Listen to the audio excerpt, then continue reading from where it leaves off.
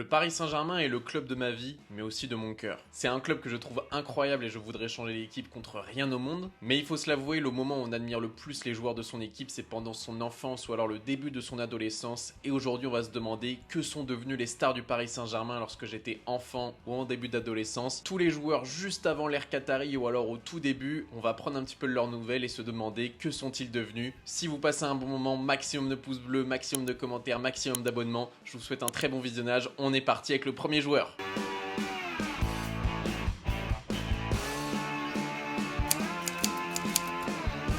Néné, de son vrai nom Anderson Luiz de Carvalho, a été un joueur clé du PSG entre 2010 et 2013. Arrivé en provenance de Monaco, il s'est rapidement imposé grâce à son talent et son pied gauche redoutable. Pendant ses années au PSG, Néné a disputé 112 matchs pour marquer 36 buts, c'est plutôt pas mal pour un milieu de terrain offensif, et même s'il est resté que 3 années au PSG, il a vraiment marqué l'esprit des supporters. Il l'a déclaré lui-même à maintes reprises, la meilleure période de sa carrière, c'était bien au Paris Saint-Germain. Sur ces 3 saisons, il finit 2 fois meilleur buteur du club et même une fois meilleur buteur à ex-aequo de Ligue 1 avec Olivier Giroud. Malheureusement, le titre du meilleur buteur a été délivré à Olivier Giroud parce qu'il avait marqué moins de pénaltys que Néné. Il y a un truc que j'ai toujours trouvé fou avec Néné, c'est que il s'appelle Néné et qu'il a un pansement au nez. Franchement, la coïncidence est dingue. Je sais pas, ça m'a toujours choqué quand j'étais petit. Je me disais, mais est-ce que c'est fait exprès? Est-ce que c'est par rapport à son nom? Non, ça n'a rien à voir, la famille. Il s'est juste blessé une fois au nez. Il a décidé de le garder parce que ça lui portait bonheur. Après son départ du PSG en 2013, il a continué sa carrière dans divers clubs, notamment Al Gharafa au Qatar, West Ham en Angleterre et Vasco da Gama au Brésil. Néné a désormais 42 ans et joue toujours, et oui les amis, peut-être que vous ne le savez pas, mais il est toujours footballeur professionnel au Brésil. Il évolue dans le club mythique de la Juventude, prouvant qu'il n'a rien perdu de son talent malgré les années qui passent. Côté vie privée, il est désormais marié avec Jessica Guarducci et est le père de 2 enfants, Lucas et Leonardo. Néné aura donc une très belle carrière. Malheureusement, le plus grand regret pour lui, c'est qu'il n'a jamais connu la sélection brésilienne A. Il a connu la sélection des Jeux Olympiques, etc.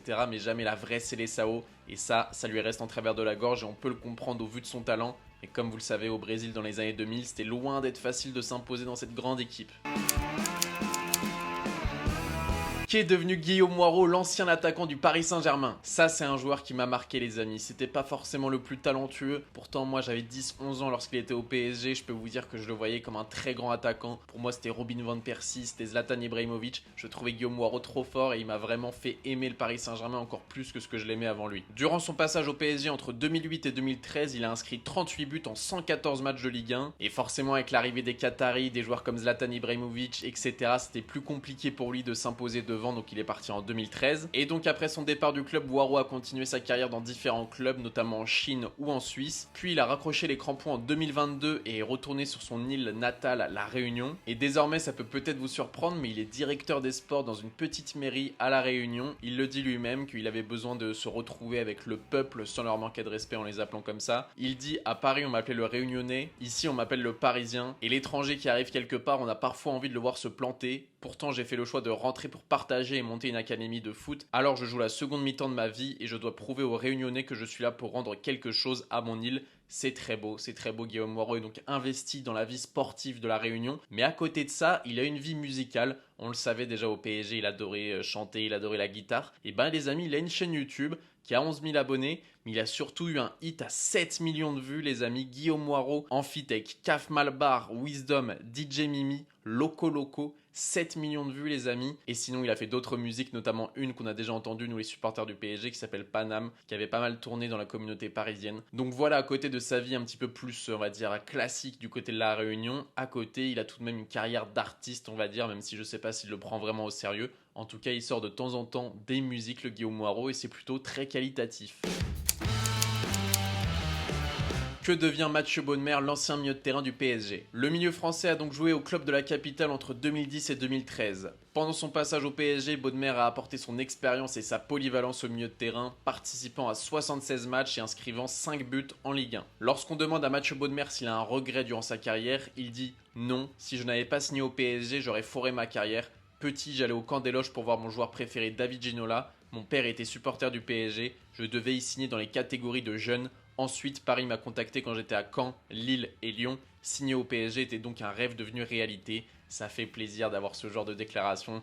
Franchement, avoir des joueurs qui jouent au PSG avec l'amour du maillot, il n'y a rien de plus beau. Après son passage au PSG, il a continué sa carrière dans divers clubs français comme l'OGC Nice, l'AS Saint-Etienne ou même Amiens. Et depuis sa retraite, Mathieu Bodmer a entrepris une reconversion réussie en devenant directeur sportif du Havre. Il en profite donc pour mettre à profit son vaste réseau et son expertise pour le développement du club. Et le moins que l'on puisse dire, c'est que Mathieu Bodmer fait très bien son travail parce qu'il est reconnu comme un des meilleurs dirigeants français en termes de directeur sportif à l'heure actuelle en 2024 dans le football. D'ailleurs, j'en profite pour parler d'un autre ancien joueur du Paris Saint-Germain, Nicolas Douchès, qui lui aussi travaille au Havre avec Mathieu Bodmer puisqu'il est tout simplement entraîneur des gardiens et qu'apparemment il fait du très bon travail. Il serait pisté par d'autres clubs de Ligue 1. C'est un gardien que moi j'appréciais plutôt bien du côté du PSG lorsqu'il était en doublure. Je trouvais que c'était vraiment une excellente doublure. En plus de ça, lui aussi aimait vraiment bien le club. Donc voilà, je souhaite vraiment tout le meilleur à Nicolas Douchès.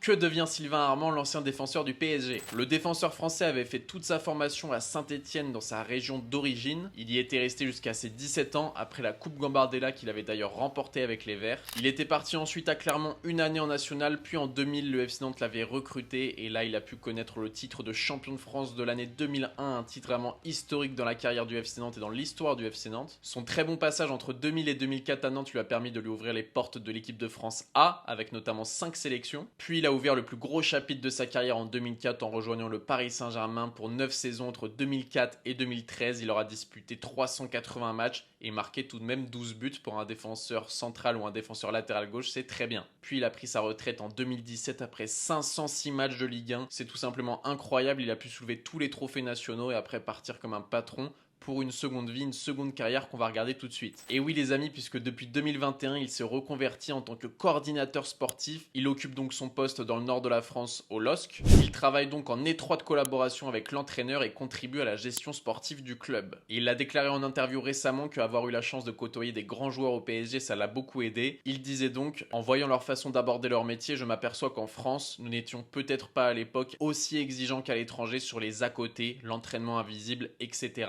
Ça, c'est vrai qu'on nous le répète souvent qu'en France, on n'est peut-être pas assez exigeant. Et Sylvain Armand essaye vraiment d'inculquer cette exigence aux joueurs du LOSC pour peut-être performer de plus en plus en Ligue 1.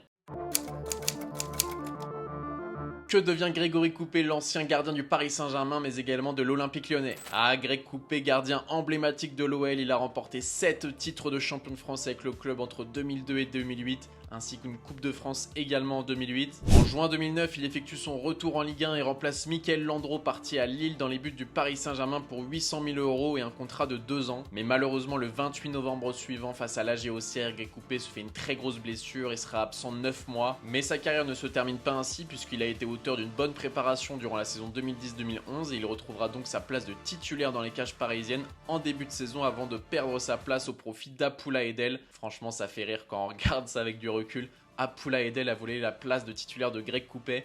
Ça fait mal, hein. Ça fait franchement mal. Mais après quelques grosses bourdes de Apoula Edel, Greg Coupé a pu redevenir titulaire en fin de saison pour tranquillement terminer sa carrière. Et le moins que l'on puisse dire, c'est que Greg Coupé a vraiment laissé une bonne image de lui au sein du football français, puisqu'en 2022, le magazine SoFoot l'a classé dans le top 1000 des meilleurs joueurs du championnat de France, et pas tout en bas du classement, puisqu'ils l'ont classé à la 76e place. C'est vraiment très bien. Après avoir pris sa retraite en 2011, Greg Coupé a exploré divers rôles, dont celui de consultant sportif et de conférencier. Il a également occupé des postes d'entraîneur des gardiens, notamment à Dijon et aux Girondins de Bordeaux. Et aujourd'hui, il continue de partager son expérience et sa passion pour le football tout en profitant d'une vie plus calme après avoir quitté les terrains. Sa dernière donc grosse expérience, c'est entraîneur des gardiens aux Girondins de Bordeaux, mais il a été démis de ses fonctions lorsque Bordeaux est descendu en Ligue 2 malheureusement, avec une très mauvaise gestion du club par Gérard Lopez.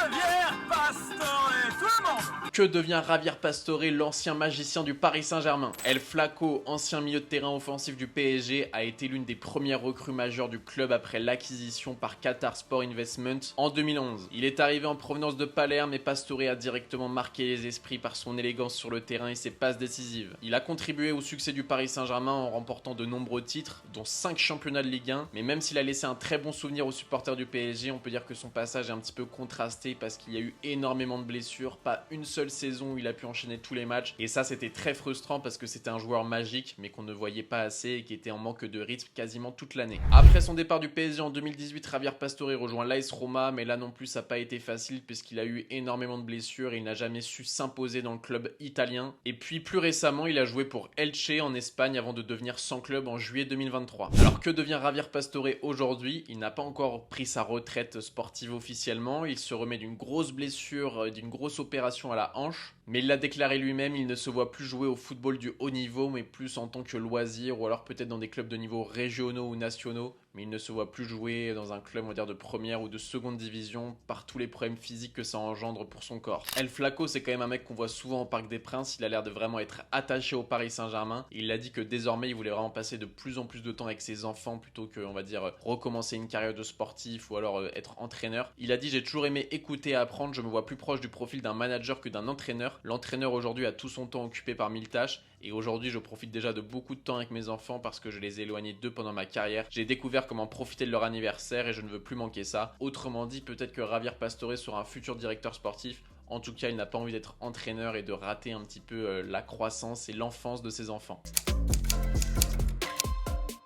Que devient le charro Blaise Matuidi, l'ancien milieu de terrain du PSG? Blaisou a eu une carrière riche et couronnée de succès. Formé à Troyes, il évoluera à Saint-Etienne de 2007 à 2011 avant de rejoindre le Paris Saint-Germain pour 6 années entre 2011 et 2017 où il aura disputé 295 matchs et marqué 33 buts. Il partira en 2017 du Paris Saint-Germain pour la Juventus Turin. Le motif était le suivant: laisser de la place à Adrien Rabiot pour le laisser grandir et le laisser devenir un joueur important de l'effectif parisien. Et après, c'est assez drôle parce que 2 ans plus tard, Rabiot l'a rejoint à la Juventus également. En 2020, après 3 saisons à la Juventus, il a signé à l'Inter Miami en Major League Soccer, où il a achevé sa carrière après 2 saisons. Matuidi a annoncé sa retraite en décembre 2022, déclarant qu'il n'avait plus la force mentale pour continuer à jouer au football professionnel. Et forcément, le gros fait marquant de la carrière de Blaise Matuidi, c'est la Coupe du Monde 2018, et ça reste forcément son meilleur souvenir, on va dire, en termes de football. Désormais, Matuidi est pleinement investi dans sa fondation qui s'appelle Fondation Blaise Matuidi, qui se concentre sur l'aide aux enfants défavorisés et le soutien aux projets éducatifs et sportifs. Mais si vous êtes un petit peu dans le monde de l'entreprise et de l'entrepreneuriat, vous savez aussi que Blaise Matuidi est vraiment devenu un businessman. Il a investi dans de nombreuses entreprises et dernièrement, son dernier bijou, c'est une nouvelle startup qui s'appelle Place et celle-ci a pour but de proposer des entraînements de football à la méthodologie innovante pour les jeunes de 6 à 12 ans. Le but est vraiment de faire progresser la vision de jeu et l'intelligence des jeunes joueurs pour en faire vraiment des futurs stars. Mais attention, Blaise Matuidi le dit, le but c'est de ne pas faire un projet Mbappé, c'est aussi de laisser les enfants s'amuser parce que le football, bien évidemment, c'est un jeu. Et pour ceux qui seraient intéressés, c'est pas un placement de produit, la séance unique est fixée à 15 €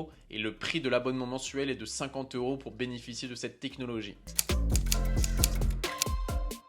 Que devient Marcos Sierra, l'ancien latéral droit du PSG? Marcos Sierra, de son nom complet Marcos Benacho de Albuquerque, a été un défenseur essentiel du PSG entre 2007 et 2012. Recruté en provenance de l'International, il s'est rapidement imposé par sa solidité défensive et sa polyvalence. Durant son passage au PSG, il a notamment remporté la Coupe de la Ligue en 2008 et la Coupe de France en 2010. Ce qui, on va pas se mentir, a pu redorer le blason du Paris Saint-Germain avant l'arrivée des Qataris. Après avoir quitté le PSG en 2012, Marcos Sierra est retourné au Brésil où il a joué pour des clubs comme Cruzeiro ou l'International. Il a désormais pris sa retraite depuis 10 ans en 2014 et se consacre pleinement à sa foi et ses activités religieuses, partageant souvent ses expériences de vie et la spiritualité avec d'autres sportifs et communautés. On l'a toujours su, Marcos Sierra est très croyant et est donc désormais un pasteur évangélique au Brésil où il fait vraiment partager sa foi et essaye vraiment de faire perdurer cette religion au sein des jeunes, on va dire, brésiliens et des jeunes sportifs.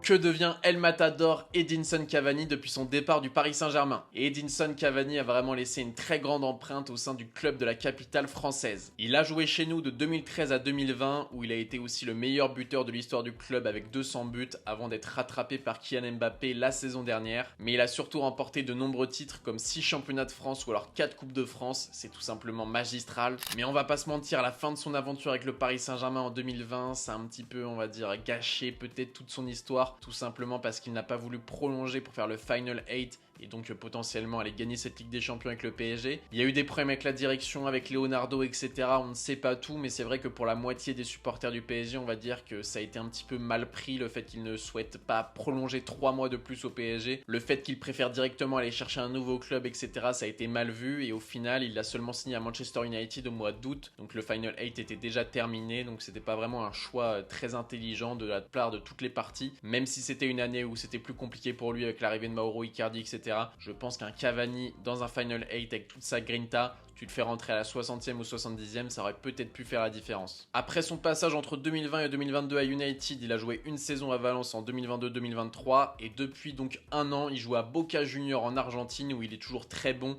17 buts en 37 matchs, c'est vraiment très bien à plus de 37 ans. Et il a déjà déclaré que la fin de sa carrière approche et qu'il souhaitait se retirer du monde du football pour profiter de ses passions chez lui en Uruguay avec sa famille, comme la pêche ou la chasse. En tout cas, on te souhaite vraiment une très bonne retraite, Edinson Cavani, d'ici 1 an ou 2 ans. Peut-être qu'on ne te verra plus sur les terrains, mais en tout cas, tu nous as vraiment fait kiffer pendant cette année au PSG.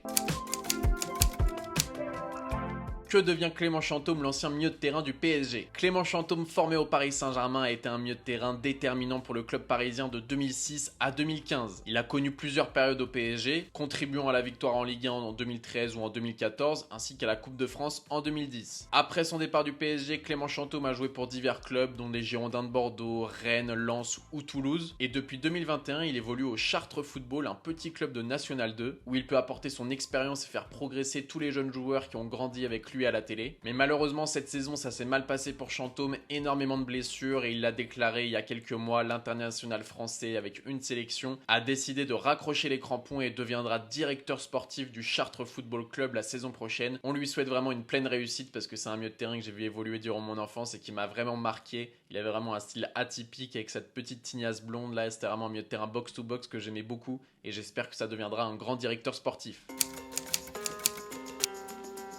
Que devient Alex, l'ancien mastodonte en défense du Paris Saint-Germain, de Chelsea ou de l'AC Milan? Alex Rodrigo Dias de Costa, plus connu sous le nom d'Alex, est un ancien défenseur international brésilien né le 17 juin 1982 à Niterói au Brésil. Il a rejoint le PSG en janvier 2012 en provenance de Chelsea où il avait remporté plusieurs titres dont la Première Ligue. Et durant son court passage de 2 ans et demi au PSG, Alex a vraiment été un pilier en défense et j'ai un souvenir de lui qui m'a énormément marqué. C'est son coup franc face à Montpellier. C'était un défenseur central qui avait vraiment une très grosse frappe de balle et qui était déjà très connu avant son passage au PSG. Et lorsqu'on l'a recruté, c'était vraiment un très gros coup parce qu'on n'était pas habitué à recruter des défenseurs de cette qualité au Paris Saint-Germain. Alex a dit plusieurs fois en interview, le plus grand regret de sa carrière, c'est d'avoir quitté le PSG aussitôt. Je cite, « Je n'aurais pas dû, j'avais le respect de Laurent Blanc, il voulait me garder et c'était le plus important. Même si le PSG allait recruter David Luiz, j'aurais eu du temps de jeu. J'étais en fin de contrat et le club ne me proposait qu'1 an, j'en voulais 2. J'ai donc signé à l'AC Milan mais j'ai souffert là-bas. L'équipe n'était pas bonne et j'ai regretté d'être parti car il y avait tout pour être heureux au PSG. Désormais bien entendu Alex est à la retraite et profite pleinement de sa famille et de ses 2 enfants.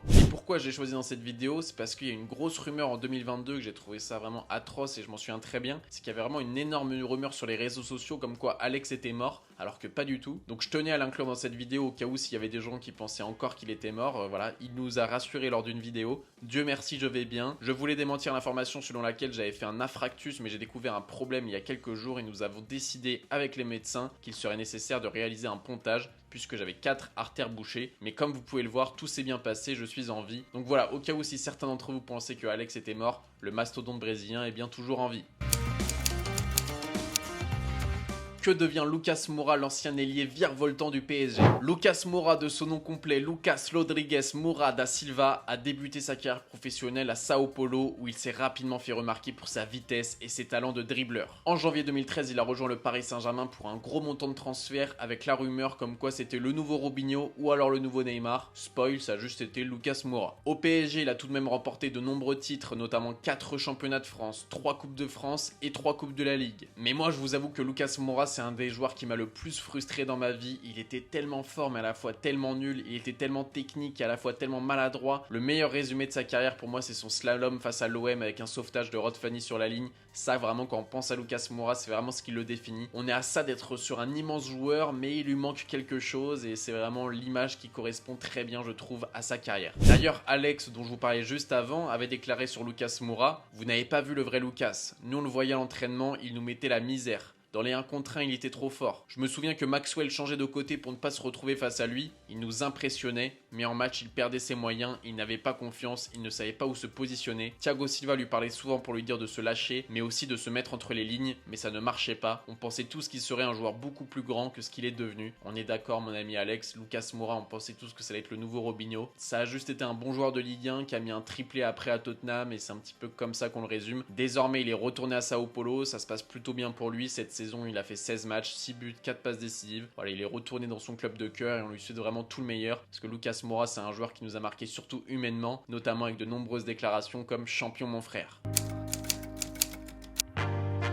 Que devient Maxwell, l'ancien latéral gauche du PSG? Maxwell Scherer Cabalinho Andrade, plus connu sous le nom de Maxwell, est un ancien défenseur brésilien qui a joué pour le Paris Saint-Germain entre 2012 et 2017. Arrivé en provenance du FC Barcelone pour rejoindre son pote Zlatan Ibrahimovic, Maxwell s'est rapidement imposé comme un élément clé de la défense parisienne grâce à son expérience et son calme. Durant son passage au PSG, il a remporté 4 titres de Ligue 1, 3 Coupes de France et 4 Coupes de la Ligue. Après sa carrière de joueur, Maxwell a été coordinateur sportif du Paris Saint-Germain jusqu'en 2019, puis ambassadeur et recruteur du club au Brésil pour dénicher un petit peu les nouveaux talents brésiliens. Finalement, il ne nous aura pas trouvé le nouveau Vinicius ou le nouveau Neymar. Et désormais, il a un petit peu ouvert ses horizons puisqu'il est membre du comité technique du football de l'UEFA pour apporter son expérience d'ancien grand joueur. Mais là, désormais, il y a un nouveau chapitre qui s'ouvre pour Maxwell dans sa carrière puisqu'il a décidé de devenir agent de joueur. Et il s'est associé à une grande personne du milieu en la personne de Rafaela Pimenta, notamment l'ancien agent de Neymar et l'actuel agent d'Erling Haaland. On souhaite donc énormément de réussite à Maxwell et on espère qu'il nous vendra de très bons joueurs au PSG.